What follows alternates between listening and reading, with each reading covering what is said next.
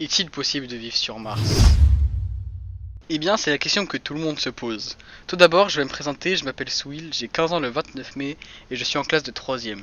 Et aujourd'hui, je vais vous démontrer que nous pouvons survivre sur Mars. Alors déjà, il faut savoir que l'atmosphère de Mars est une atmosphère composée à 95,3% de dioxyde de carbone, alors que sur la Terre, il y en a moins de 1%. Deuxièmement, il faut savoir que de toutes les planètes de notre système solaire, elle est celle qui présente les conditions les plus favorables à la survie de l'homme. Par exemple, elle dispose d'une protection contre les rayonnements et elle dispose aussi d'eau sous forme de glacier ou sous forme d'eau liquide, ce qui nous serait très utile. Troisièmement, elle est la planète la plus facile à atteindre pour un voyage de 7 à 8 mois de transit.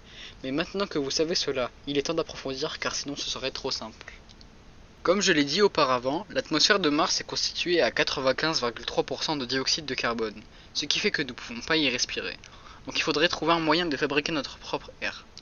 Selon un article du point.fr, il serait préférable de faire comme le rover Perseverance, c'est-à-dire de scinder les molécules de dioxyde de carbone pour faire d'un côté de l'oxygène et de l'autre du monoxyde de carbone. Bien sûr, il faudrait faire un générateur d'oxygène bien plus grand, car le rover Perseverance a produit seulement assez pour faire respirer un astronaute pendant 10 minutes. Il nous faudrait aussi un moyen de produire de la nourriture et de l'eau. Selon la source diplomatie.gouv.fr, il est primordial de s'intéresser à la manière de cultiver des fruits et des légumes sur Mars. D'abord, il faudrait étudier la façon dont poussent les plantes dans des espaces clos et entièrement contrôlés, car sur Mars, la luminosité est trop faible pour faire pousser des plantes. Dans cet espace entièrement contrôlé, il nous faudrait des experts en agriculture et il nous faudrait aussi un programme qui calculerait le pH de l'eau, l'humidité et la température, et tout ce qui est essentiel pour cultiver. Et pour l'eau, il y a deux solutions. La première, ce serait de puiser dans les profondeurs de Mars où il y aurait sûrement de l'eau. La deuxième, ce serait de transformer les glaciers de Mars en eau liquide.